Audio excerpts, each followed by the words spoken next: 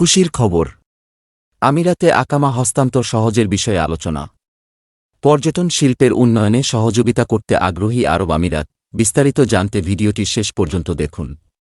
পররাষ্ট্রমন্ত্রী হাসান মাহমুদের সঙ্গে সাক্ষাৎ করেছেন সংযুক্ত আরব আমিরাতের রাষ্ট্রদূত আবদুল্লাহ আলী আবদুল্লাহ খাসিফ আলমুদি।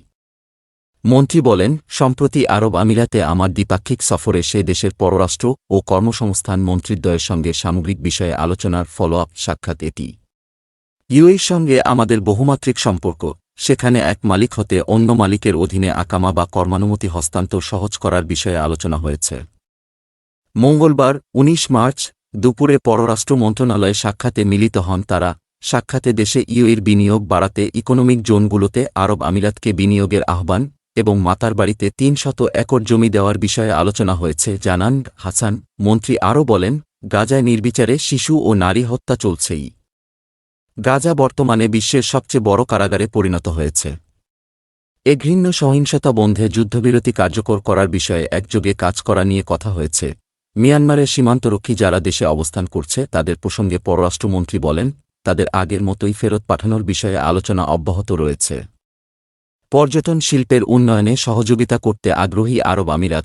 পর্যটন শিল্পের উন্নয়নে সহযোগিতা ও সহায়তা করার আগ্রহ প্রকাশ করেছে আরব আমিরাত। মঙ্গলবার সচিবালয়ে বেসামরিক বিমান পরিবহন ও পর্যটন মন্ত্রণালয়ের মন্ত্রী মোহাম্মদ ফারুক খানের সঙ্গে সাক্ষাৎকালে বাংলাদেশে নিযুক্ত সংযুক্ত আরব আমিরাতের রাষ্ট্রদূত আবদুল্লাহ আলী আল হামুদি আমিরাতের এ আগ্রহের কথা জানান। রাষ্ট্রদূত বলেন, বাংলাদেশে পর্যটন শিল্পের উজ্জ্বল সম্ভাবনা রয়েছে। এ সম্ভাবনাকে বাস্তবায়ন করতে এভিয়েশন খাতের বিদ্যমান অংশীদারত্ব আরও বাড়ানোর পাশাপাশি আমরা বাংলাদেশের পর্যটন শিল্পের উন্নয়নে সহযোগিতা ও সহায়তা করতে চাই। এভিয়েশন ও পর্যটন শিল্প আমাদের দুদেশের জনগণের বন্ধুত্ব আরও দৃঢ় করবে। এ সময় বেসামরিক বিমান পরিবহন ও পর্যটন মন্ত্রী বলেন, বাংলাদেশের পর্যটন উন্নয়নে বর্তমান সরকার আন্তরিকভাবে কাজ করছে। ইতোমধ্যে দেশের অভ্যন্তরীণ পর্যটকের সংখ্যা ২ কোটি ছাড়িয়ে গেছে। বিদেশি পর্যটক আকর্ষণেও আমরা নানাবিধ ব্যবস্থা গ্রহণ করছি।